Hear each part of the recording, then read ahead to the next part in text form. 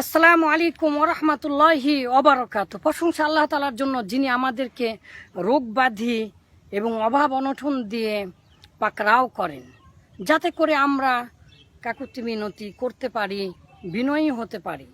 মহান আল্লাহ তালা বলেন, ওয়ালাকাদ আরসালনা ইলা উমামিন মিন ক্বাবলিকা ফাআখাযনাহুম বিল বাসাই ওয়াদ-দাররাই লাআল্লাহুম ইয়াতাদাররাউন।